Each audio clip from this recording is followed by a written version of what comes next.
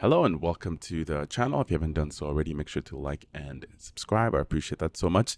So we're back to talking about the Tundra once again. I've made several videos of about Toyota as well as the Tundra, and the first one that I made, I think maybe is the poor quality control. There was like the quality was not good at all.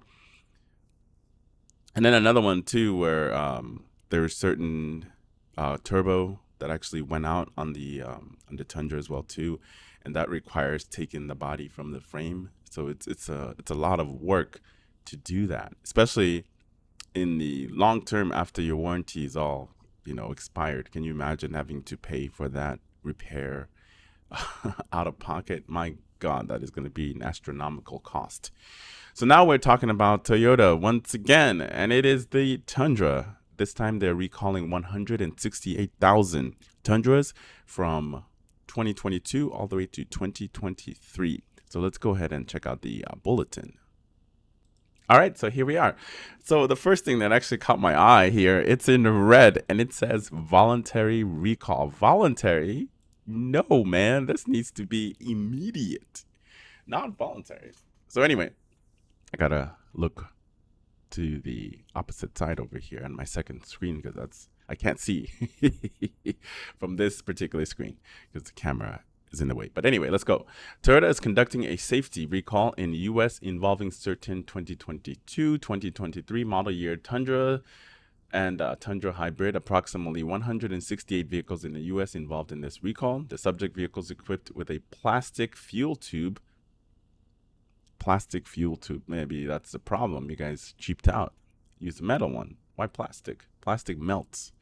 But anyway, the subject vehicles are equipped with a plastic fuel tube which could move and rub against a brake line, developed a fuel leak. A fuel leak in the presence of an ignition source could increase the risk of fire. Man, that's not good at all.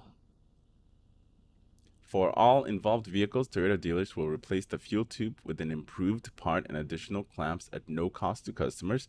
Toyota is currently preparing the remedy parts for this recall as a temporary measure until the final remedy parts are available. The dealers will install protective materials and a clamp on the fuel tube at no cost to the customers. Toyota will notify affected owners by this issue by early October 2023. That's one thing that I don't like.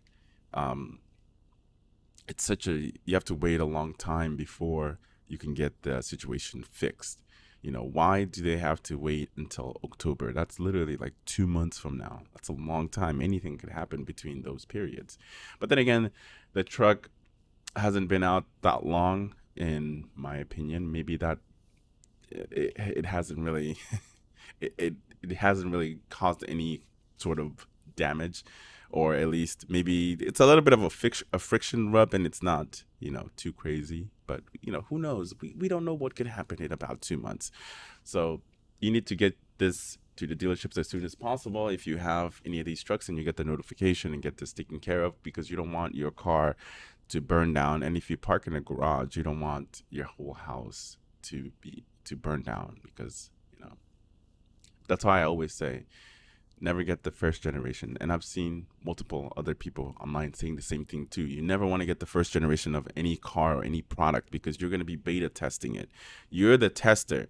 So whatever goes wrong, and they're fixing those problems, and then the next generation or the next iterations of that truck is going to be flushed out, and it's going to work like it's supposed to, and it's going to be that good product that we expect from Toyota. We hold them at a very high standard when it comes to quality, but unfortunately their quality has dipped down just a little bit since the pandemic. Information about the automotive recalls, including but not limited to the list of involved vehicles, is current as of today's filing date and is subject to change. Therefore, after the vehicles involved in a safety recall, visit Toyota recalls, or blah blah blah blah blah, all that gibberish. But anyway, so this is not a good look for the Tundra. The Tundra has had its issues for poor quality controls, and then it had the turbo issues, and now it has the fuel issues. Oh My God, Toyota, what is going on over there? You need to fire all your engineers and get some new engineers or something. Something has to happen. This is unacceptable. All right. But anyway, like I said, I hold Toyota and Honda, and all those Japanese automakers, except for Nissan. Nissan, you built crap cars too. But Subaru's decent, Mazda decent. What else I can think of that's Japanese? Those are the one that only comes to mind. I'm pretty sure I missed some. But anyway, as always, make sure to like, subscribe if you haven't done so already. And I will see you in the next video that I'm going to be filming.